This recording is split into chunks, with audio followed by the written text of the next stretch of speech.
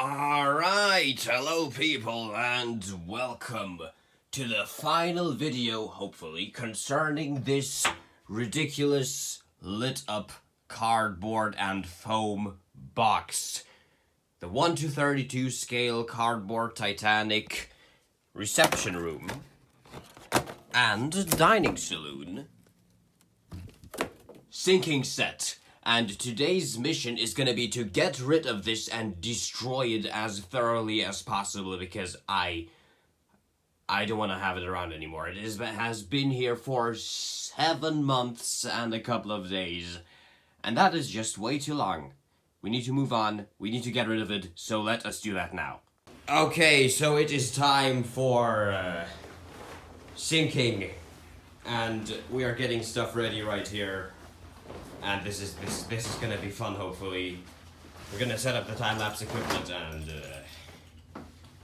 my crew is really happy to be here. Yes. Alright, here we go.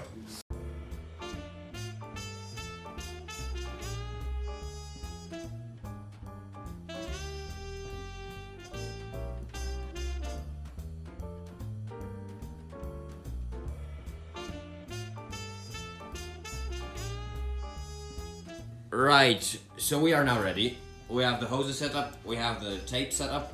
This thing is squashed in here, so I doubt it would even float out at all. But just in case. I now have to make sure I don't forget to turn on the lights, and then we'll be ready to get rid of this stupid thing. Here we go. Okay, so sadly I forgot to record a static recording of the sinking because I left the camera on time-lapse by accident.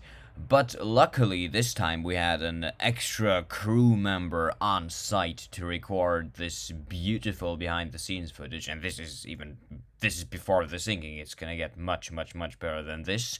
So yes, we had to look out for a few things during this procedure. The first one was, well, not puncturing the pool, because this set, as you can kind of see, I had to kind of squish it in there. It was very much big, and luckily I was able to fit it in, and here you can see me gluing it down with taping it down with tape, so that it doesn't float out. While it is still stuck in place, I did not want to risk it floating out, so it's taped down securely, and I didn't really have to bother about it, or so I thought.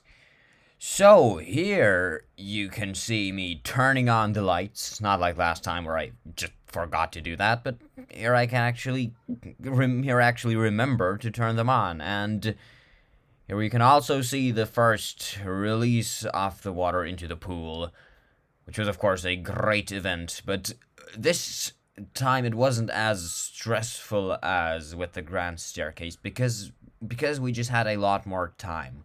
The set is slightly elevated because the E-deck portion, let's say, of the staircase part in the set, it goes below the actual floor, so this set is fairly raised. It was fairly high, and so we had 3 minutes in the beginning where the set wasn't even really flooding. We just had to cover the first few centimeters or inches or whatever you want to use as your measurement unit of space until the water actually touched the set.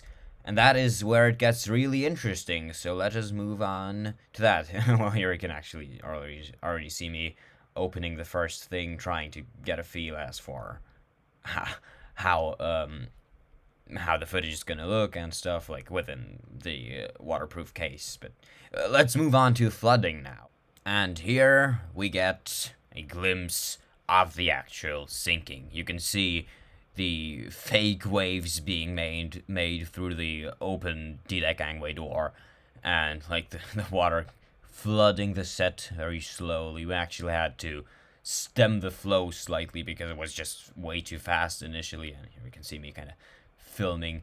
Initially, I have to talk about this. Initially, my hand was slightly shaking because, well, you can imagine it wasn't the most comfortable thing in the world, or the most calming thing to be sinking something you've been working on for 7 months, and if you fail in this moment, then you're just screwed because their set is ruined anyway. So you just have to make it count in that very moment.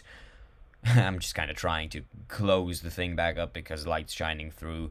I think this behind the scenes footage is actually fairly good. It's demonstrating how the the syncing process was fairly well. You can tell I'm running around the set basically and trying to get as much footage as humanly possible. Hear a bit of like flooding in the background, and still the waves going through the gangway door, and then the next bit of flooding here immediately is also the progression was fairly fast. Keeping up with it wasn't the easiest thing, and here you can already see my hand is slightly more calm because I got kind of, well, it sounds weird, get used to, but my anxiety lessened as I realized that this footage is turning out really, really, really good, and I got a lot calmer after that. And here we have some more kind of close-up shots, because I'm not going to deny you all of the footage here. I'm not going to show you the actual footage that is going to be in the final video, but I will show you this, which is going to give you a fair idea how this is going to look. You can actually, in this bit of footage just now, you just could see one of the pillars actually just completely fell, maybe, or you'll see it again here. Yeah, there in the background, this stuff is completely falling apart. It's insane what just a little bit of buoyancy does to a set like this. And this is also fairly interesting. Here you can see them holding down the set, pushing it down. That's because it was actually starting to float out. I did not expect that, but it did happen, interestingly. But holding it down, that fixes that issue fairly effectively. And here again, just me trying to get some footage. The water is already extremely high at that point. You can see like the chair bobbing there at the piece of wall paneling. Could barely just see that. And here again, just opening the next hatch immediately and recording at the piano, which is seemingly also already afloat here. Which theoretically it was bolted down, but I couldn't even manage that. It just floated out because buoyancy. And again, more footage here.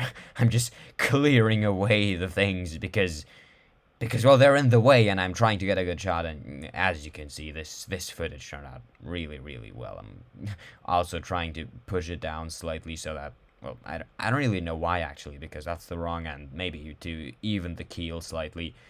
It was already like the water was filled with all of the furniture by that point. It was pandemonium, which this footage you're seeing here, of course, also is this. Oh, this looks disgusting. You can see the side illumination of the windows flickering. It was insane. Look at this. This is the definition of wreckage. It was just completely annihilated. But we do not really care about that as long as the footage looks great, which it did. Look at this. It is well, it is recognizable, but it is fairly demolished, which was, of course, planned. My goodness. This was a ridiculous experience. Now, around this point right here, I actually remembered to turn off the time-lapse and put the camera into a normal video mode. There in the background, you can kind of see me lifting the set. Well, what's left of it. Oh, look at the collapse. Oh, my goodness. Yeah, it's insane. It just completely, it fell off. It completely, oh, I just nearly swore. That's friggin' insane. Well, anyway, we had quite a job getting all of this stuff that's floating in the pool out. We had quite a job trying to get the water out of the pool. You can see I'm kind of trying to, well, using a bucket and this kind of siphon method, trying to like people trying to steal gas from a car. That's the same thing they're trying here essentially. And what was that? Well, anyway,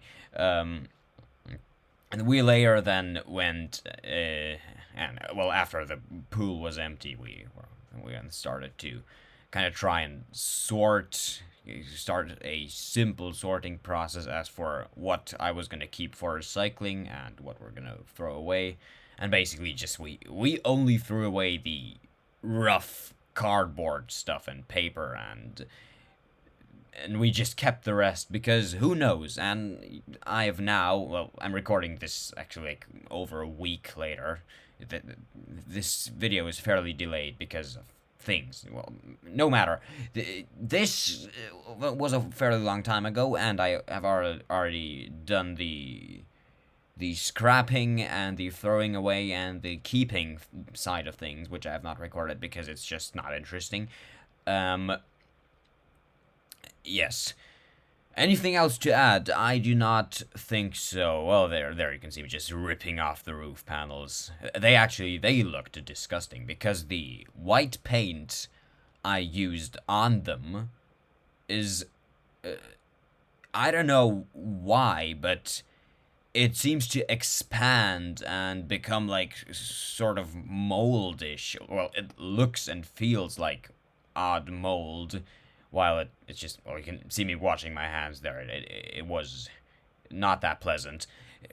It just started peeling off as though the paint got reset to its normal non-dry state, just a lot more wet than it was beforehand.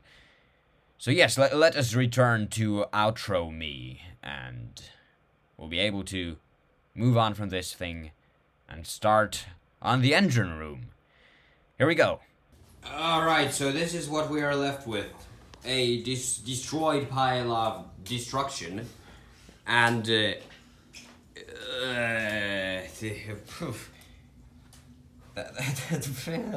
looks exactly like last time. And, but... What are you doing? And I'm kind of overwhelmed. 7 months and it's just destroyed like that. But I am happy because it's finally gone. And we'll be able to move on. So, this will now be sorted into stuff that can be reused and stuff that cannot reuse, and that will be scrapped, and I don't really know what to say because my brain is overwhelmed. Thank you and good night.